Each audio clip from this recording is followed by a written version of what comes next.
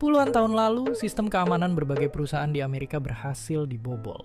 Banyak data penting dan program yang nilainya jutaan dolar berhasil diintip sama si hacker. Ada yang khawatir kalau ini dibiarin aja, dia bisa masuk ke markas utama pemerintah Amerika dan ngebocorin info-info A1. Tapi dia nggak berasal dari negara lawan, bukan juga dari geng mafia. Dia cuma mahasiswa yang iseng dan penasaran.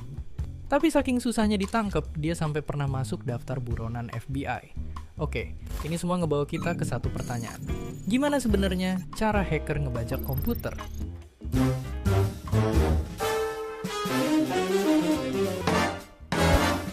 Oke, jadi sebenarnya ngehack itu nggak selalu kayak di film-film gini. Kadang caranya bisa sepele, bahkan nggak kita sadari. Salah satu yang cukup sering ditemuin yaitu lewat program bajakan. Program berbayar yang udah diakalin biar bisa dipakai gratis. Mereka biasanya bisa kita temuin dari situs-situs nggak resmi. Nah, buat bikin program bajakan, hacker bakal ngebongkar dulu isi program aslinya biar bisa diutak-atik. Dari situ, mereka jadi bisa nyelipin program jahat yang sebelumnya udah dibikin. Terus program yang udah dimodif dibungkus lagi sampai jadi mirip banget sama yang ori. Jadi pas kita download, yang kepasang di komputer bukan cuma aplikasi bajakan, tapi juga program jahat tadi. Ibarat serigala berbulu domba. Sungguh cerdik. Tapi terus gimana program jahat ini bisa sampai ngebajak komputer kita? Biar lebih ngerti, kita harus tahu dulu kalau program jahat yang bisa nyusup ke komputer tadi itu punya nama keren, malware. Jenisnya ada banyak banget, tergantung tujuannya si hacker. Ada malware yang bisa nyolong data, matiin sistem komputer, bahkan sampai ngunci komputer kita.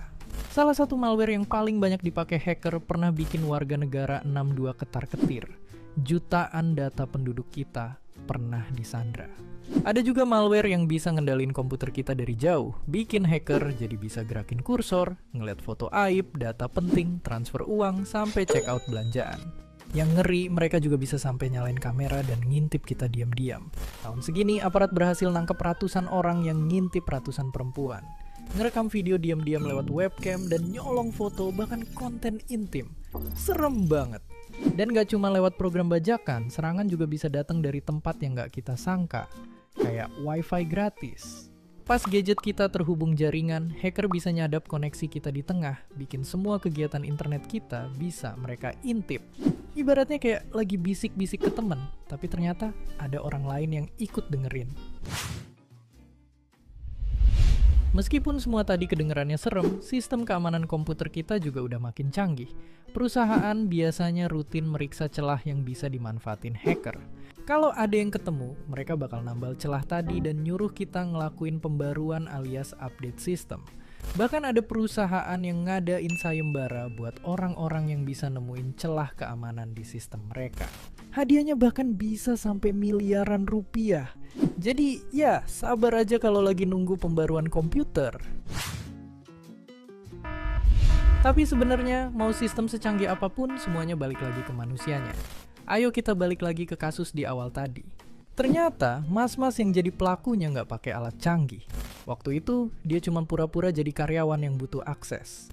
Dan ya, karena jago acting, dia beneran dikasih kunci masuk ke sistem perusahaan.